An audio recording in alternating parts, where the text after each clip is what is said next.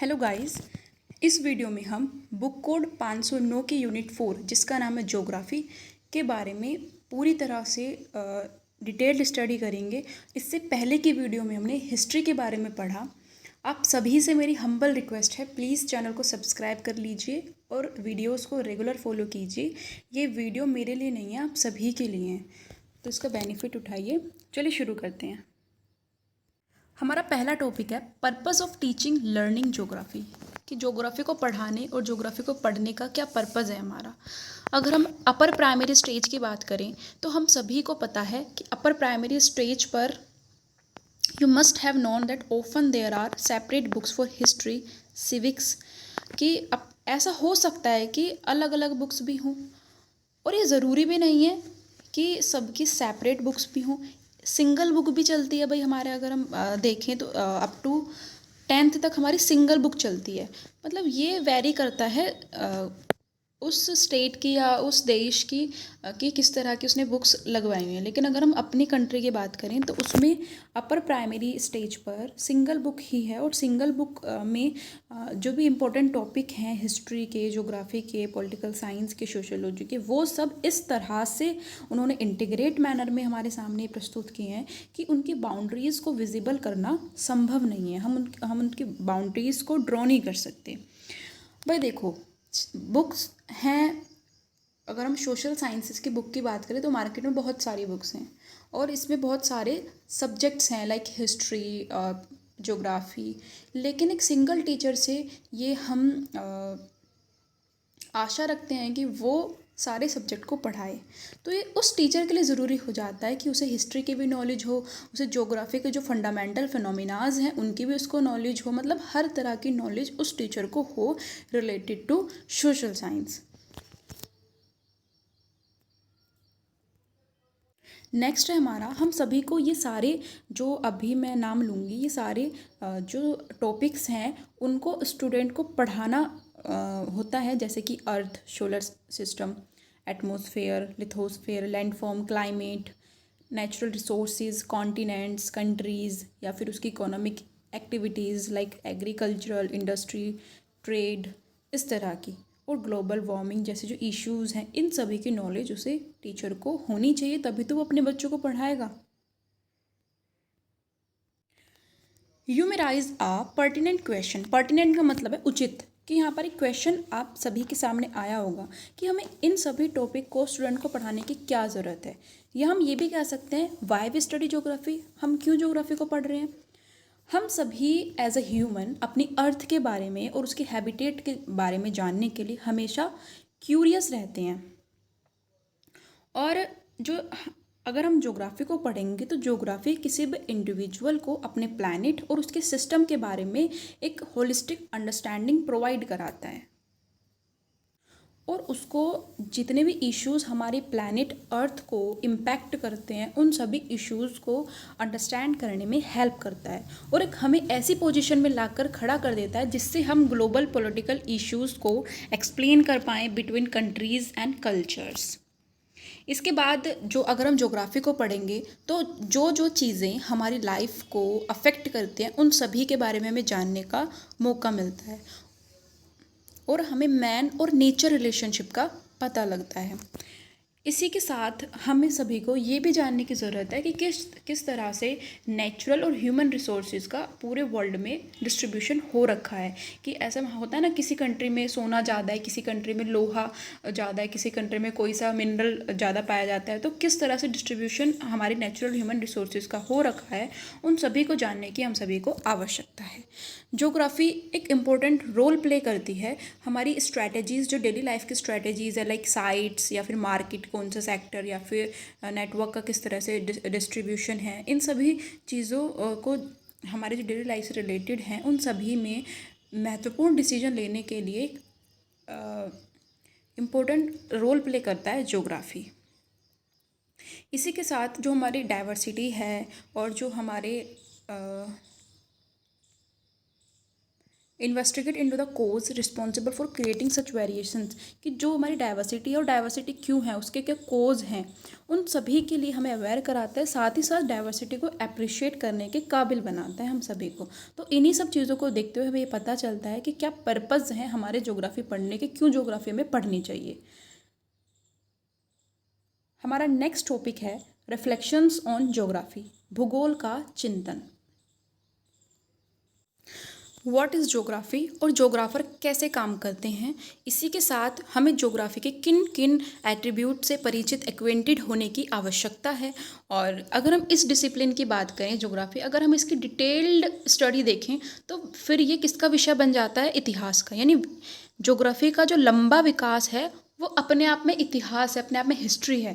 ठीक है, I hope आपको ये लाइन समझ आई होगी कि अगर हम इस विषय की डिटेल स्टडी करने की बात करें, एकदम डीप में जाएं, तो वो हिस्ट्री के अंदर आ जाएगा, वो एक तरह से हिस्ट्री ही बन जाएगा।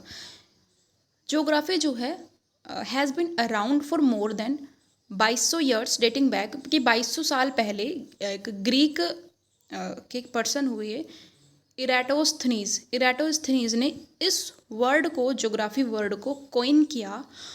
कितने साल पहले? लगभग 2200 साल पहले। और ये दो ग्रीक रूट वर्ड से मिलकर बना है। पहला जियो का मतलब अर्थ, ग्राफोज यानी डिस्क्रिप्शन, इसका मतलब हुआ description of the earth.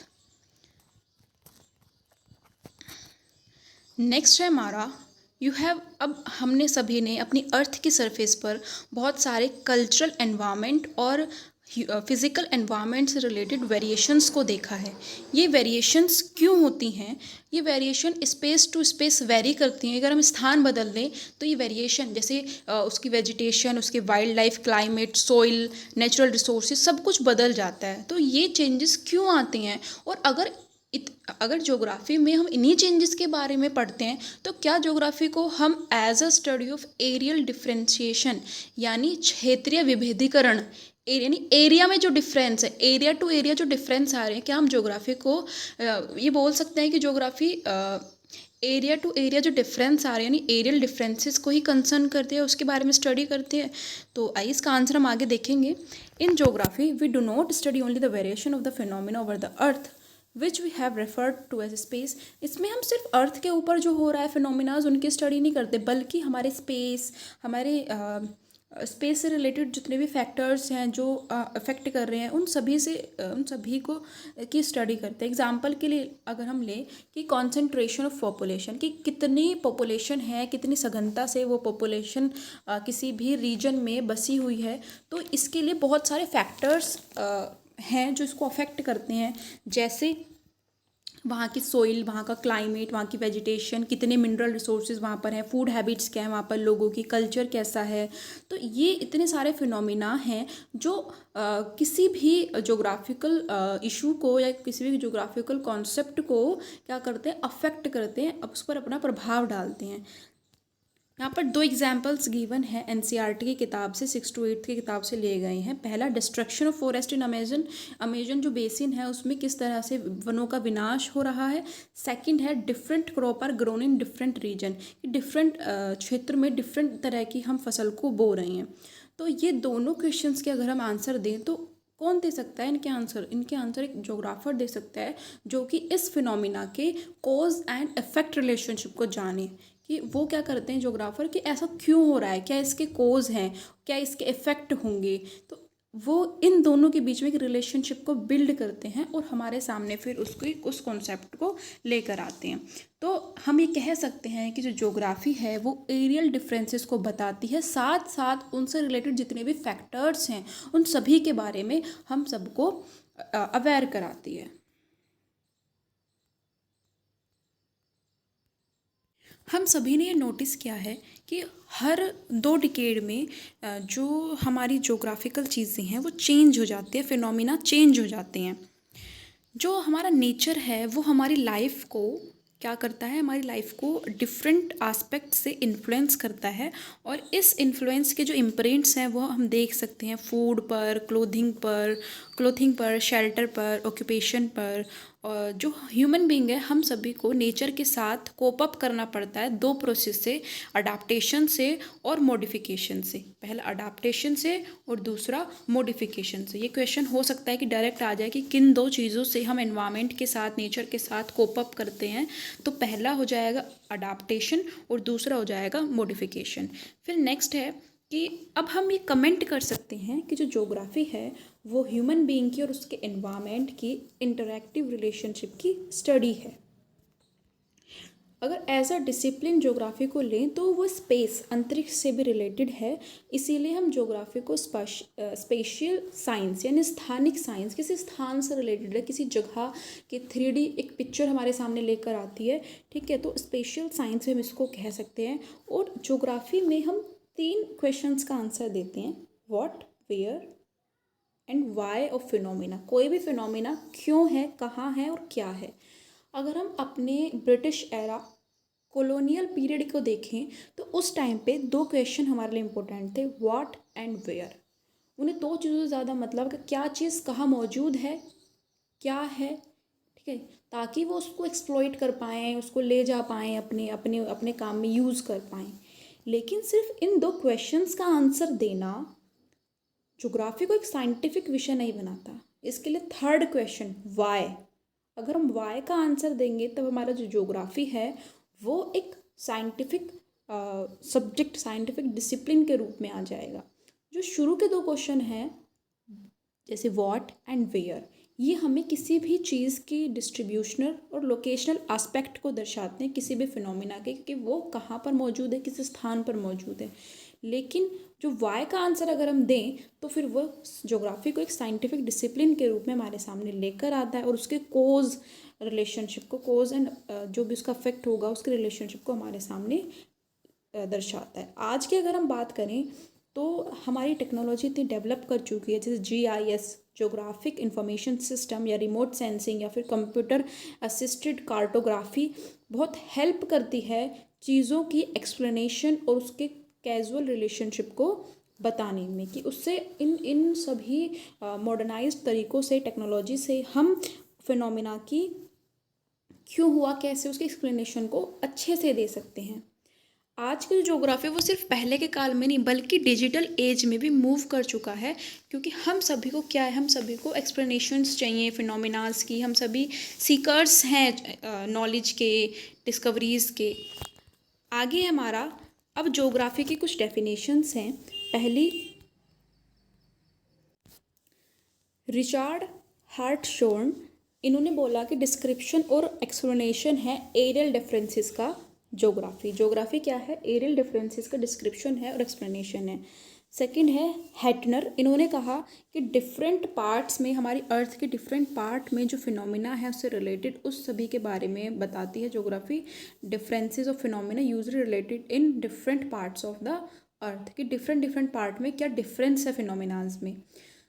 Third one, Peter मोनेगन ने कहा कि 2 डोमेन हैं भाई, स्पेस और प्लेस।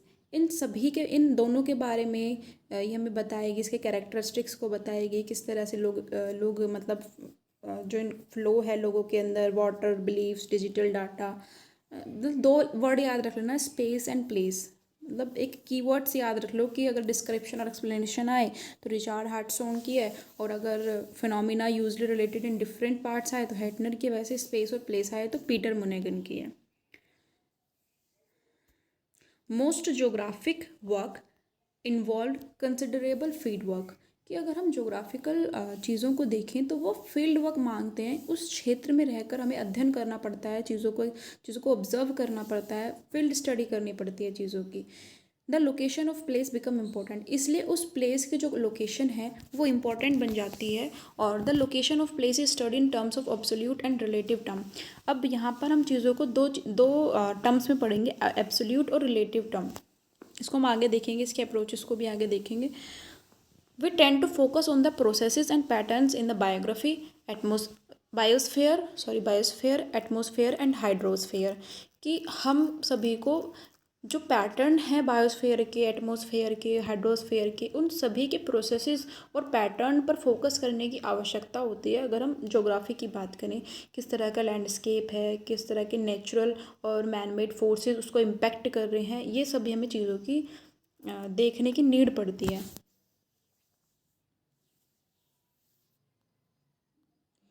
जो हमारे एरियल स्टडीज़ है वो किसी भी पर्टिकुलर रीजन की या फिर जो उसकी यूनिक क्वालिटीज़ हैं उस क्षेत्र की, उस क्षेत्र में को दूसरे क्षेत्र से, उस रीजन को दूसरे रीजन से कंपेयर करके, मतलब ये एट्रीब्यूट्स पर फोकस किया जाता है, इन एट्रीब्यूट्स पर उसमें फोकस किया जाता है।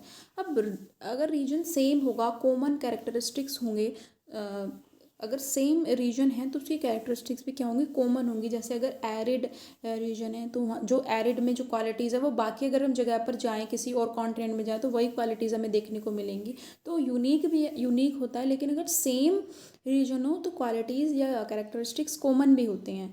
Special analysis looks at the relationship between elements in geography distribution and pattern. जो हमारा स्पेशल एनालिसिस है वो भी जो डिफरेंट ज्योग्राफिकल पैटर्न और ज्योग्राफिकल डिस्ट्रीब्यूशन के एलिमेंट्स के बारे में जो रिलेशनशिप है वो हमें बताता है। और इसी के साथ हम स्पेस की स्टडी भी स्पेशल एनालिसिस के अंदर करते हैं। अब ज्योग्राफी की बात करें तो अगर हम ज्योग्राफी के कैरेक्टरिस्टिक्स को देखें तो ये डिसिप्लिन है जो स्पेस की बात करता है और स्पेशल कैरेक्टरिस्टिक्स को हमें बताता है। फिर ये किस तरह से डिस्ट्रीब्यूशन है, लोकेशन है, कंसंट्रेशन हुआ है फिनोमिना का, इसके पैटर्न के बारे में हमें बताता है। और डिफरेंट फिनोमिना के बीच में क्या एसोसिएशन है, क्या उनकी इंटर रिलेशनशिप्स है, उसके बारे में भी हमें बताएगा। फिर ह्यूमन के और फिजिकल एनवायरनमेंट का किस तरह से इंटरेक्शन हो रहा है वो भी हमें बताएगा।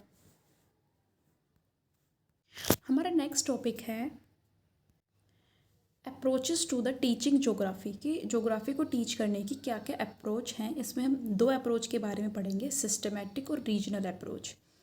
भाई ज्योग्राफी जो है वो फिज़िकल और नेचुरल साइंस के साथ साथ सोशल साइंस और टेक्नोलॉजी साइंस के मतलब इन चारों चीज़ों को मिलाकर जो कंटेंट को ड्रॉ करती है। ज्योग्राफी मतलब चार चीज़ों के, फिज़िकल, नेचुरल, सोशल और टेक्नोलॉजिकल साइंस को एक साथ मिलाकर इसके कंटेंट को ड्रॉ किया जाता है। इसलिए हम ज्योग्राफी को इंटीग्रेटेड साइंस या सिंथेसिस ऑफ नॉलेज कह सकते हैं। ज्योग्राफी की एक फील्ड दूसरी ब्रांच को ओवरलैप कर लेती है और इसमें डिफरेंट डिसिप्लिन अपने आप में समाये हुए हैं, जैसे कि metrology, hydrology, petrology, botany, zoology, social science, economics, demography, political science, history, philosophy, anthropology, ऐसे। अब ज्योग्राफी की स्टडी करते हैं तो हम दो मेजर अप्रोच के बारे में पढ़ते हैं, सिस्टमैटिक अप्रोच और रीजनल अप्रोच। इसका नाम ज्योग्राफी जो सिस्टमैटिक अप्रोच है इसका दूसरा नाम टॉपिकल अप्रोच है। देखो सिस्टमैटिक अप्रोच में क्या होगा, हम कोई भी एक पर्टिकुलर फिनोमिना ले लेंगे और उसकी डिटेल्ड और होलिस्टिक मैनर में किसी भी रीजन में क्या क्या फैक्टर्स उसको अफेक्ट करते हैं, मतलब किससे एक फिनोमिना की डिटेल्ड स्टडी करते हैं। फिर उसके कंसेप्ट की बात हो, उसके फैक्टर्स जो अफेक्ट करते हैं उसकी बात हो, या फिर क्या क्या एलिमेंट हैं उसकी बात। जैसे एग्जांपल के लिए हमने क्लाइमेट ले लिया तो क्लाइमेट का कंसेप्ट, क्लाइमेट को अफेक्ट करने वाले कारण, क्लाइमेट के एलिमेंट्स, क्लाइमेट के टाइप, क्लाइमेट के जो रीजन डिफरेंट रीजन्स है वर्ल्ड में उनके बारे में। तो मतलब एक टॉपिक ले लिया और उसकी डिटेल्ड स्टडी हमने कर डाली किसी एक टॉपिक की। फिर डिफरेंट रीजन में क्या कैसा कैसा क्लाइमेट है वो भी हम पढ़ लेंगे इस तरह से। लेकिन रीजनल अप्रोच में हम किसी एक पर्टिकुलर रीजन को लेते हैं और उसके बारे में स्टडी करते हैं। रीजन यहाँ पे मेन क्या है, कोई भी क्षेत्र, उस क्षेत्र की सॉइल कैसी है, उस क्षेत्र का नेचुरल वेजिटेशन कैसा है, उस क्षेत्र का मिनरल कैसा है, ड्रेनेज कैसी है। मतलब एक टॉपिक ले लेंगे, उस क्षेत्र के ट्रांसपोर्टेशन कैसी है, कम्युनिकेशन कैसे, इस तरह से। इसको रीजनल अप्रोच कहते हैं क्योंकि रीजन पर बेस्ड होते हैं। वहीं सिस्टमैटिक अप्रोच किसी एक टॉपिक पर बेस्ड होती है, उस टॉपिक से रिलेटेड, उस फिनोमिना से रिलेटेड जितनी भी चीज़ें हैं हमारे सामने वो सब हम पढ़ेंगे। वे domains of geography, the branch which interfaces with natural science is known as physical geography. जो ब्रांच नेचुरल साइंस के साथ इंटरफेस करते हैं उसको फिजिकल ज्योग्राफी कहते हैं, और जो सोशल साइंस के साथ इंटरफेस करते हैं उसको ह्यूमन ज्योग्राफी कहते हैं। ये दो ज्योग्राफी, फिजिकल ज्योग्राफी और हमारी दूसरी हो गई ह्यूमन ज्योग्राफी। अब इनके अलग अलग ब्रांच हैं। जैसे फिजिकल ज्योग्राफी के बारे में वो टॉपिक्स आएंगे जो नेचुरल साइंस और जियोलॉजी से इवॉल्व हुए हैं, जैसे climate, land form, fauna, flora, soil, wild vegetation, relationship between these variables। अब पहला है जियोमॉर्फोलॉजी। जियोमॉर्फोलॉजी में भू आकृति विज्ञान इसको हिंदी में कहते हैं। तो इसमें लैंडफॉर्म की, भूमि की आकृति कैसी है और लैंडफॉर्म कैसा है, कैसे लैंडफॉर्म इवॉल्व हुए, किस प्रोसेस से इवॉल्व हुए। सेकंड है क्लाइमेटोलॉजी। क्लाइमेटोलॉजी में आएगा किस तरह का क्लाइमेट है, एटमॉस्फेयर है और क्लाइमेटिक टाइप्स क्या हैं। हाइड्रोलॉजी में आएगा किस तरह का वाटर है, वाटर किस किस क्या क्या सोर्सेज है हमारी उस अर्थ पर, क्या क्या सरफेस हैं और सी हैं या फिर रिवर्स हैं, लेक्स हैं। सोइल ज्योग्राफी में आएगा किस तरह से सोइल फॉर्मेट होती है, क्या क्या सोइल के टाइप है, क्या उसके फर्टिलिटी स्टेटस है। इस तरह से अलग अलग ब्रांच हैं। ये सारी ब्रांचें किसके अंदर है, फिजिकल ज्योग्राफी के अंदर। सेकेंड वन है हमारा human geography. Human geography special organisation है हमारी सोसाइटी का, और ये जो इकोनॉमिक एक्टिविटीज़ हैं उन सभी पर भी बेस्ड है। देखो पहले जो होता था, मतलब बिगिनिंग शुरुआत में क्या था, इसका फोकस हमारे प्लेसेस, हमारी जगह के जहाँ पर लोग रहते हैं उसके डिस्क्रिप्शन के बारे में, कि लोग कहाँ पर रहते हैं उसका डिस्क्रिप्शन दे दिया।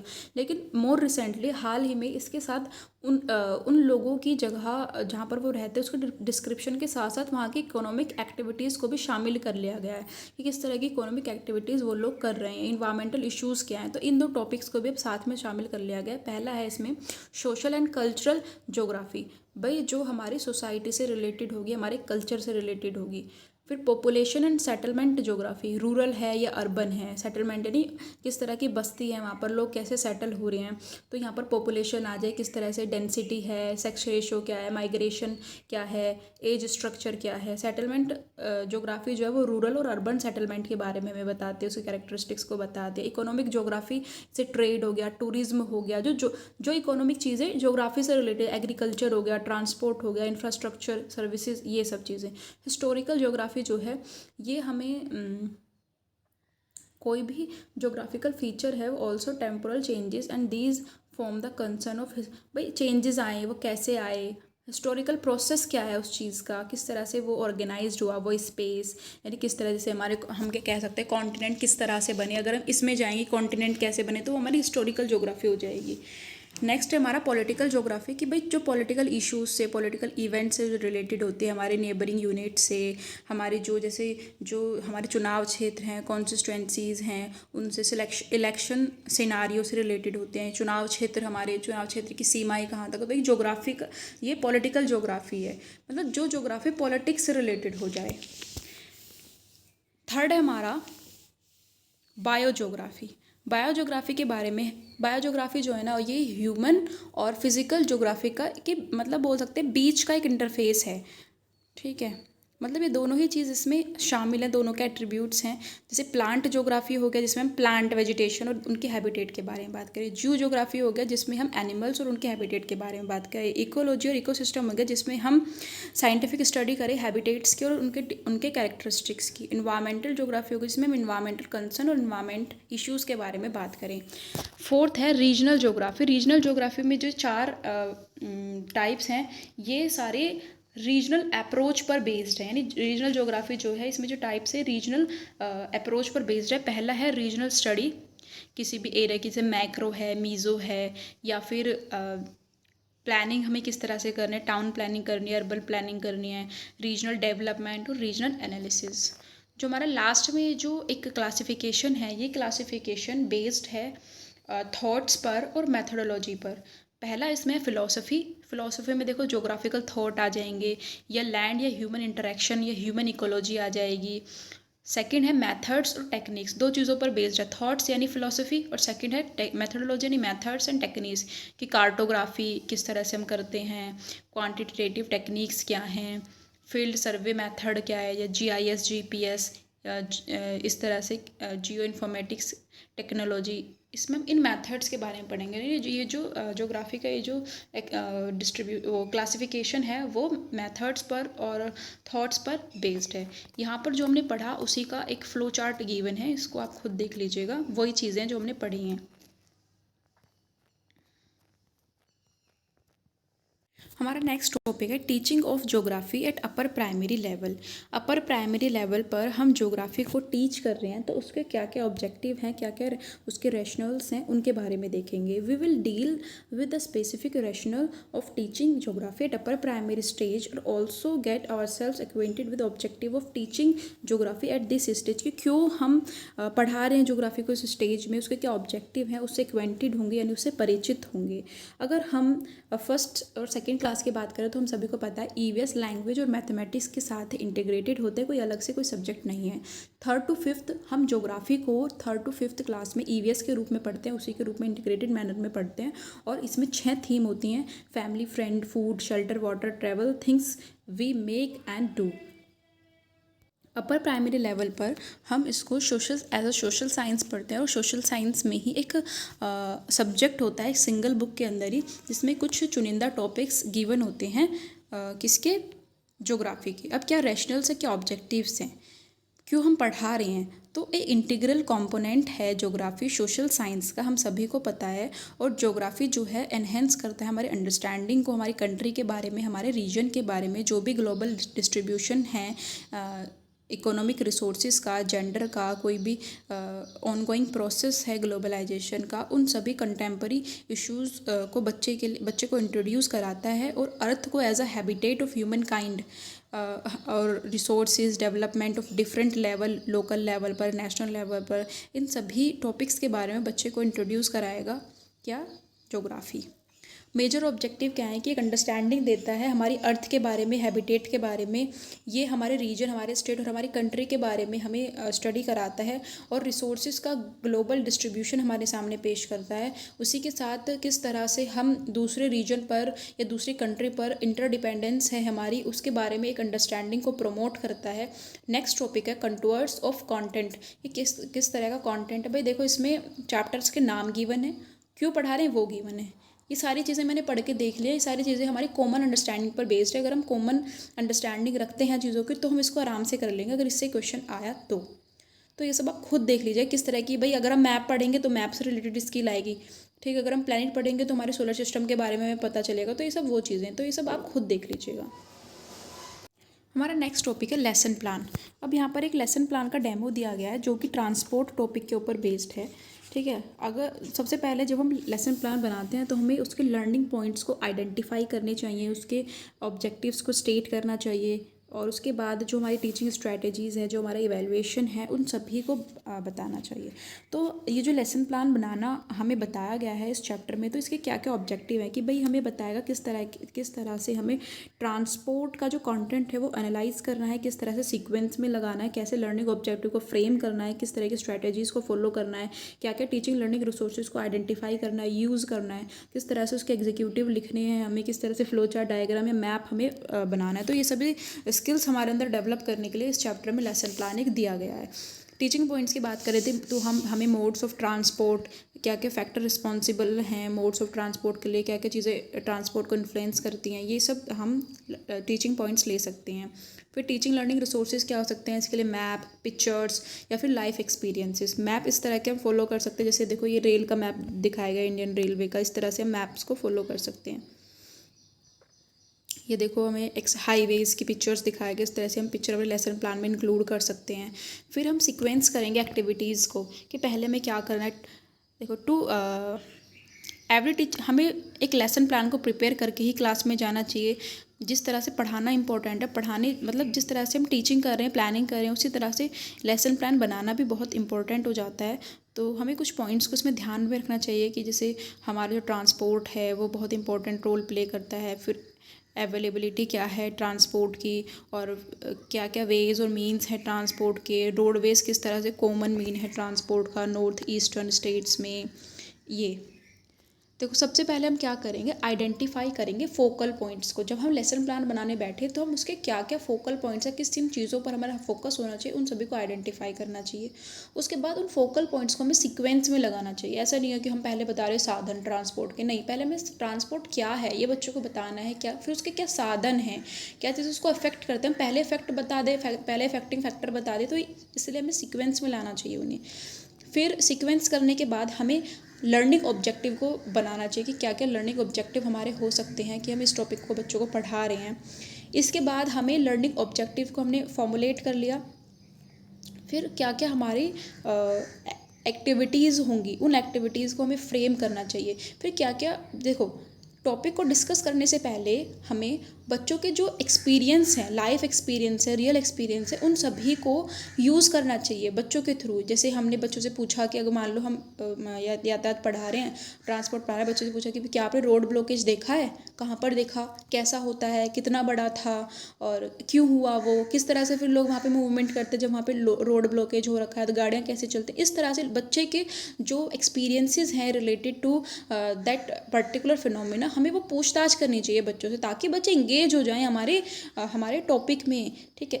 ये अब स्टूडेंट जो डेली लाइफ के जो यूज़ हैं उनके नाम बच्चों से पूछने चाहिए, उनको ब्लैक बोर्ड पर लिखना चाहिए, मतलब बच्चे को हमें इंगेज कराना है। और जो जो हमारा मैप है रोडवेज़ का, रेलवेज़ का, वाटरवेज़ का, उसको डिस्प्ले करना चाहिए बच्चों के सामने। मतलब इस तरह से हमारी स्ट्रेटजी होनी चाहिए।